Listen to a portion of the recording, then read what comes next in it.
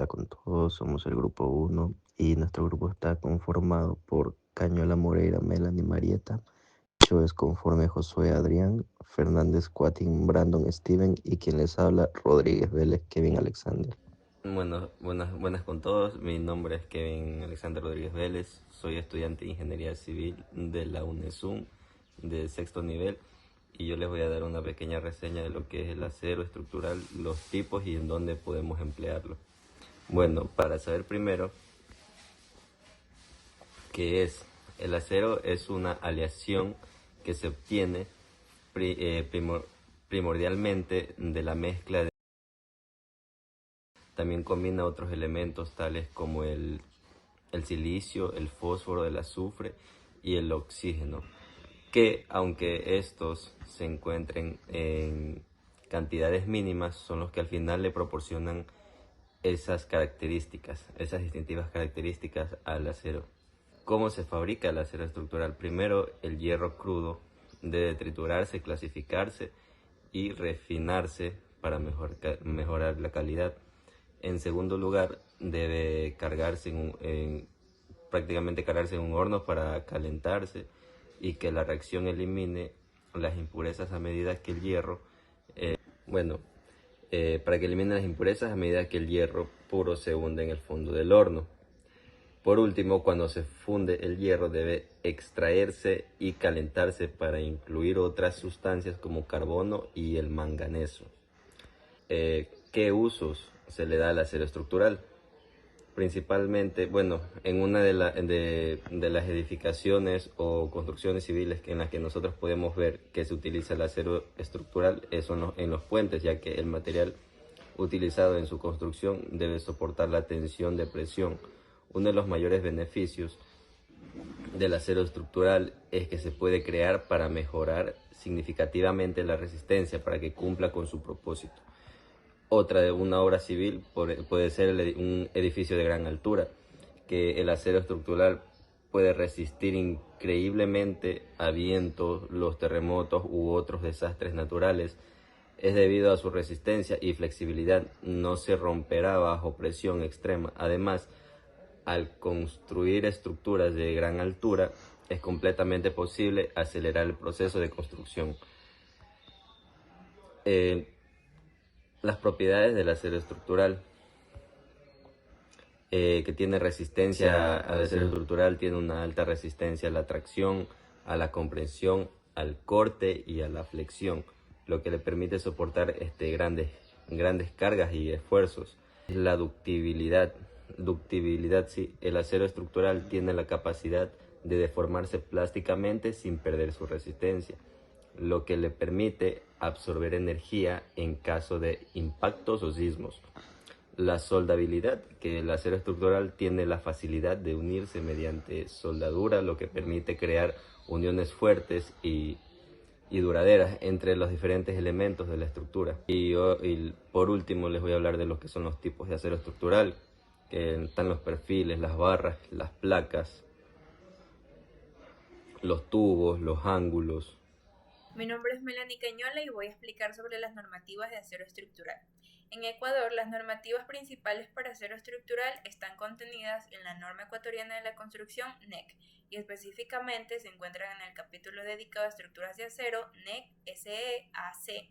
Adicionalmente, se utilizan normas internacionales como la ACTM y el Eurocódigo 3. En las normas ACTM tenemos la A36, que es una de las especificaciones más comunes para acero laminado en caliente, que se utiliza ampliamente en estructuras metálicas debido a su buena soldabilidad, resistencia y facilidad de fabricación. La ACTM A53, la cual cubre tuberías de acero al carbón utilizadas en aplicaciones estructurales, mecánicas de presión y de conducción de fluidos, tanto como aire, vapor, agua, gas y aceite. Es común en sistemas de conducción y también se utiliza como elemento estructural secundario en la construcción. La ACTM 283 a 283M grado D es una norma de especificación para acero de ACTM a 283 a 283M grado D. Es una norma de especificación para acero al carbón laminado en caliente que se utiliza principalmente ACTM a 283M grado D.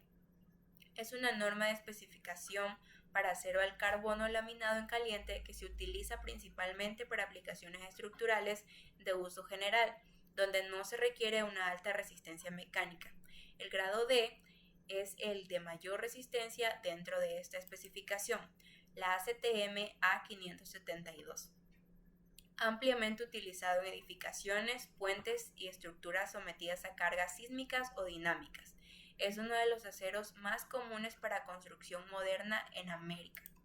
ACTM A992 trata sobre la especificación estándar más común para vigas estructurales o perfiles W en América del Norte y Latinoamérica. Ofrece una excelente combinación de resistencia, ductibilidad, soldabilidad y control de composición tanto química, ideal para estructuras de acero sometidas a cargas tanto dinámicas como sísmicas. También tenemos la norma INEN del Servicio Ecuatoriano de Normalización. La INEN 106 se refiere a la extracción y preparación de muestras de acero al carbono. También tenemos la INEN 109, que es el ensayo de tracción para acero, INEN 110, ensayo de doblado para el acero, entre otras, como la INEN 2233, INEN 037, INEN 2234, INEN 1623 y INEN 2229. Hola, mi nombre es Brandon Fernández y yo voy a hablar sobre lo que es el hormigón armado.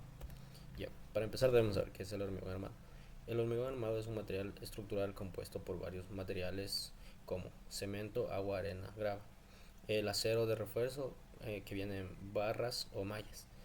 Esta combinación también permite que el hormigón aporte una gran resistencia a la compresión y el acero nos ayuda a resistir la capacidad de tracción. Estos dos, con esto logramos un material firme, resistente y sobre todo duradero. Ya.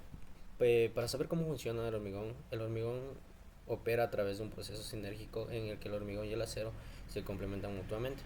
Mientras el hormigón se carga de absorber cargas de compresión, el acero soporta fuerzas de tracción y flexión.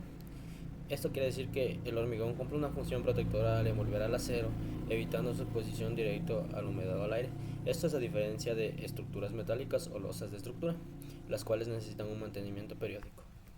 Lo que es aplicaciones, este material se emplea en la construcción de estructuras completas, tales como edificios, losas, vigas, columnas y cimentación, así como en obras de infraestructura, tales como puentes, caminos, muros, bóvedas, cápsulas, diques, entre otros.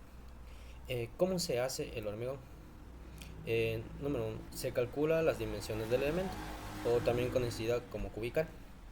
En segundo tenemos la colocación de la armadura o del acero. En este caso, como mencioné, en la construcción se debe soportar la tensión de presión. Uno de los mayores beneficios del acero es que se puede crear para mejorar significativamente la resistencia para que cumpla un propósito. Como tercero tenemos confección del hormigón.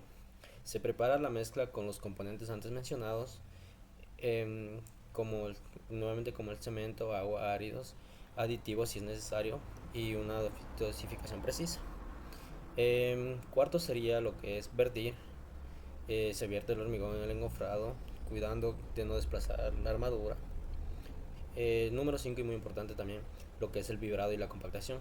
Se emplean vibradores mecánicos para eliminar el aire atrapado y que no nos quede cápsulas de aire y tenga una mejor adhesión el hormigón con el acero. Número 6, el curado.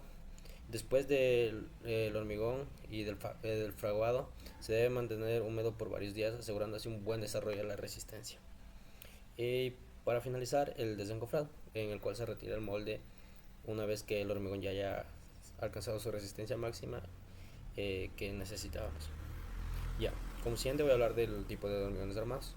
En tipo de hormigones armados tenemos como el hormigón convencional y el hormigón armado de alta resistencia. También tenemos el hormigón reforzado con fibras y el hormigón armado pretrenzado. También tenemos hormigón armado de baja emisión de carbono. Hola, mi nombre es Josué Chuez y yo les voy a hablar sobre los beneficios del uso de hormigón armado. Tiene carácter monolítico, esto quiere decir que lo hace resistente a vibraciones y a sismos. No tiene ningún gasto de mantenimiento, versatilidad en la construcción, estética, fácil construcción y transporte, seguridad frente a incendios y durabilidad. Si se construye de manera correcta puede durar hasta un siglo. Diferencias entre hormigón y hormigón armado. El hormigón simple consiste en una mezcla convencional endurecida de gravas, arena, cemento y agua. Es un material de construcción que, pese a poseer una elevada resistencia a los esfuerzos de compresión, presenta una debilidad ante los esfuerzos de tracción y esfuerzos cortantes. Además, posee un costo más bajo en comparación con el hormigón armado y se usa principalmente en los elementos no estructurales. El hormigón armado es un tipo de concreto que incluye armadura de acero en su interior. Esto le permite soportar tanto esfuerzos de compresión como tracción. El costo es más elevado que el hormigón simple y es usado en vigas, columnas, losas y cimentaciones. Propiedades del hormigón armado. Las propiedades físicas son la durabilidad, aislamiento acústico térmico, pesos específicos, las químicas, resistencia a la corrosión, permeabilidad y resistencia a sulfatos, ataques químicos, las mecánicas, resistencia a la compresión, resistencia a la tracción, ductibilidad, y las térmicas son conductividad térmica baja, capacidad de almacenaje térmico, aislante acústico y eficiencia energética. Normativa. Las normas de Ecuador son las NEC SE HM hormigón armado. Adicionalmente tenemos la ASI 318, ASTM C150, ASTM C33, ASTM A615. A continuación les voy a mostrar un ejercicio de hormigón armado. Este ejercicio nos pide calcular la siguiente sección transversal con un peralte de 40 centímetros por 25 centímetros para una longitud de 5 metros. Los datos que nos dan son la resistencia del hormigón, que es de 280 kilogramos sobre centímetro cuadrado, resistencia a la afluencia, 4.200 kilogramos sobre centímetro cuadrado, carga muerta de 2.140 kilogramos sobre metros, carga viva de 1.620 kilogramos sobre metros y el coeficiente de reducción de resistencia. Lo primero que tenemos que hacer es la amplificación de las cargas. Para ello usamos la fórmula de 1,40 por la carga muerta más 1,70 por la carga viva, y esto nos da un resultado de 5.750 kilogramos sobre metro. Lo segundo es calcular el momento último de diseño. Aplicamos la fórmula de carga última por la longitud al cuadrado sobre 8. Nos da un resultado de 17,97 toneladas por. Como tercer paso tenemos que calcular la altura efectiva de la viga. La fórmula nos dice que D es igual a la altura total menos 6 y nos da un resultado de 34 centímetros. Como cuarto paso calculamos el valor de A. Aplicando la fórmula nos da 11,98 centímetros. Como quinto paso tenemos que calcular el área de esfuerzo requerido. Aplicando la fórmula nos dio un resultado de 16,97 centímetros al cuadrado. Esto nos dice que esta cantidad de acero se necesita para resistir el momento último que calculamos anteriormente. Como sexto paso tenemos que verificar el tipo de falla que presentará la sección. Usamos la fórmula de deformación unitaria y nos dio un valor de 0,0042. El código ASI nos dice que si la deformación es menor a 0,05, esto no es seguro. El valor de deformación unitaria debe ser mayor a 0,005. Para lograr que cumpla con la norma ASI vamos a aumentar el peralte de la sección. Anteriormente era de 40 centímetros y ahora la vamos a poner de 45 centímetros. Calculamos nuevamente el valor de la altura efectiva de la viga, que nos dio un resultado de 39 centímetros, y el valor de A nos dio 9,85 centímetros. El área de esfuerzo requerido nos dio un valor de 13,95 y la deformación unitaria del esfuerzo extremo a tracción nos da 0,007, lo cual cumple con el requisito del código ASI. Como último paso tenemos el cálculo de la distribución de las varillas de acero. Para este caso usaremos varilla número 8 de 1 pulgada. Multiplicamos a S por el área de la varilla. El área de la varilla número 8 es 5,10 y nos da un total de 2,74 unidades y aproximado a un número entero nos da 3 unidades.